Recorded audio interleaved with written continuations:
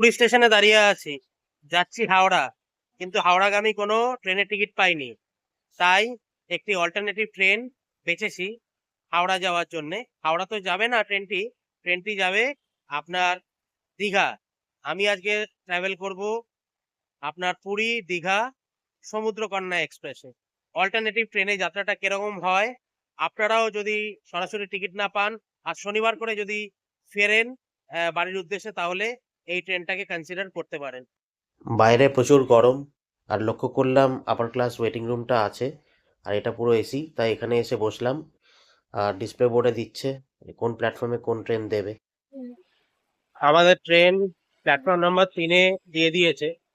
এখন যাচ্ছি platform number 3-এর দিকে। আমার আজকের বিকল্প ট্রেন, আগেই বলেছি, পুরী দীঘা সুপারফাস্ট।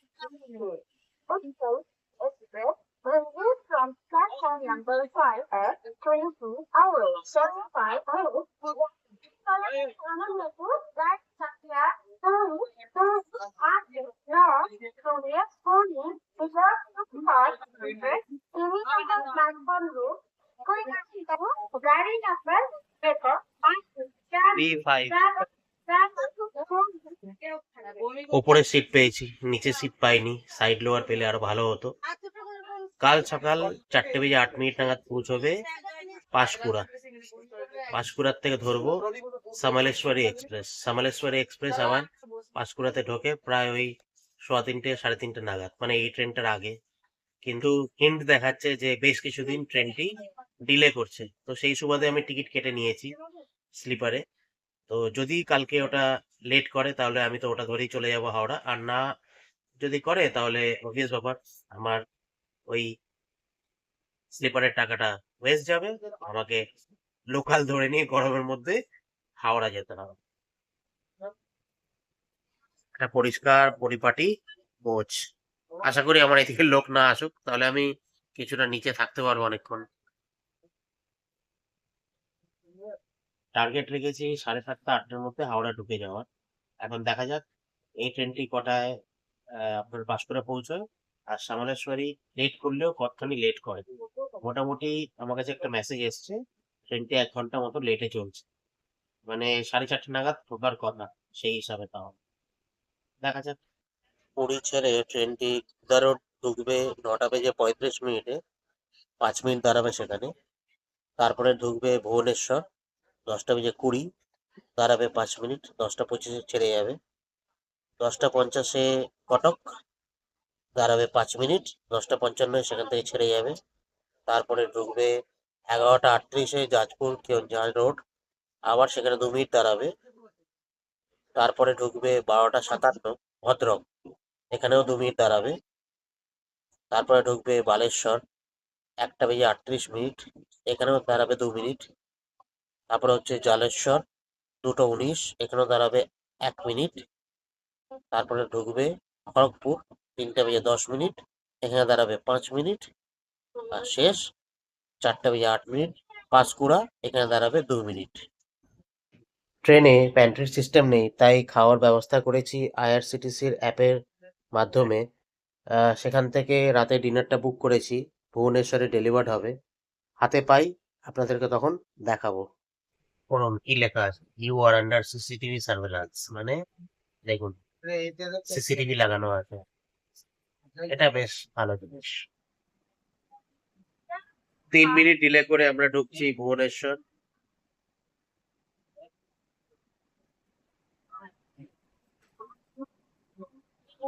এক ঘন্টা 21 মিনিট ডিলে করে আমরা দাঁড়িয়ে আছি খড়গপুর স্টেশনে। 3:10 এখানে পৌঁছানোর কথা। এই আমরা ছেড়ে যাচ্ছি খড়গপুর, এর পরের স্টপেজ হচ্ছে পাঁশকুড়া।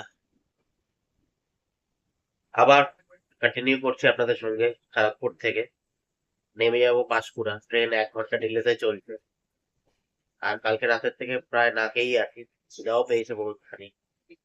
মানে কালকে ভুবনেশ্বর তো আমার তো ডিনার পাওয়ার কথা, কিন্তু আর ডেলিভার হয়নি। তাই দেখা যাক, একটু চাটা খেতে হবে। পাঁশকুড়ায় নামি, আর সামলেশ্বরী অনেক ডিলেতে চলছে, প্রায় 4 ঘন্টার উপরে, তাই ট্রেন ধরার কোনো কথা নয়। লোকাল ধরবো, আজকে রোববার, অনেক লোকালেও ক্যান্সেল আছে। দেখা যাক কি লোকাল পাই আর কটায় গিয়ে হাওড়ায় পৌঁছই। কালকে বলেছিলাম 7:30-8টার মধ্যে পৌঁছবো, কিন্তু দেখা যাক 7:30-8টার মধ্যে পৌঁছতে পারি কিনা। পুরীর থেকে পাঁশকুড়া অবধি একটি ভাড়ার তালিকা দিয়ে দিয়েছি, সেকেন্ড এসি, থার্ড এসি আর স্লিপারের। এই ট্রেনটি প্রত্যেক শনিবার পুরীর থেকে ছেড়ে আপনার দীঘা পৌঁছায় রোববারে। তো যারা পুরীর থেকে শনিবার ফিরতে চাইছেন, অন্য ট্রেনের টিকিট পাননি, তাহলে তাদের কাছে এটা বেস্ট অপশন। 4:08-এর জায়গায় 4:55 এসে নামলাম পাঁশকুড়া স্টেশনে। সামলেশ্বরীতে রিজার্ভেশন করে রেখেছিলাম, ভেবেছিলাম ওটা যদি লেটে করে তাহলে ওটায় ধরে যাব, কিন্তু ওটা অনেক লেটে চলছে, ওটা আর ধরা যাবে না। টিকিট কাটা হয়ে গেছে, 20 টাকা নিল। এই একটা সমস্যা, পাঁশকুড়ায় নেমে নিয়ে আবার টিকিট কাটতে হবে, গিয়ে আবার ট্রেন ধরতে হবে। সরাসরি গেলে পরে তো এই সমস্যাটা হয় না, কিন্তু ওই টিকিট না পেলে পরে আপনাকে তো এইভাবে আসতেই হবে। আর এই গাড়িটা বেশ ভালো, মোটামুটি ভোরবেলায় পৌঁছে দিয়েছে। আশা করি লোকাল ধরে বেরিয়ে যাবো হাওড়া। এটা হচ্ছে আপনার পাঁশকুড়া স্টেশন। ফার্স্ট টাইম পাঁশকুড়ায় এলাম, আর আমি দাঁড়িয়ে আছি 5 নম্বর প্ল্যাটফর্মে। এখানে আসবে মিদনাপুর হাওড়া লোকাল, লেটে চলছে, 5:30টা, 5:48-এ। এই হচ্ছে পাঁশকুড়া স্টেশন। 5:30-এর মিদনাপুর হাওড়া লোকাল ডিলে করে 5:55-এ ঢুকছে 5 নম্বর প্ল্যাটফর্মে। 5:30-এর লোকাল প্রায়ই ফাঁকা। একটা জিনিস খেয়াল করলাম, অনেক যাত্রীরাই কিন্তু যারা এই পুরীর থেকে এসছেন, এই সমুদ্রকন্যাতে এসছেন আর পাঁশকুড়ার থেকে এই ট্রেনটায় চাপলেন। আশা করি এই রুটটা আপনাদের পছন্দ হয়েছে। যদি আপনাদের সরাসরি টিকিট না পান পুরীর থেকে হাওড়া আসার, তাহলে আপনারা শনিবার করে যে ট্রেনটা আছে সমুদ্রকন্যা এক্সপ্রেস, সেটা করেও চলে আসতে পারেন পাঁশকুড়া। তারপর আমি যেভাবে এলাম সেভাবে চলে আসবো। সাইডে আমি একটা লিস্ট দিয়ে দিয়েছি।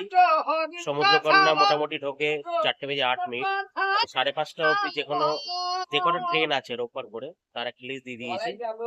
এবার ও তো ঢোকে, আপনার আগে পিছেও ঢুকতে পারে, তো সেই হিসাবে আপনারা ট্রেন ধরে চলে আসতে পারবেন হাওড়া। তো ব্লগটা আমি এখানেই শেষ করছি। দেখা হবে নতুন কোনো একটা সিরিজে। আর ভালো লাগলে লাইক, সাবস্ক্রাইব করে পাশে থাকবেন। Thanks for watching cricket blog.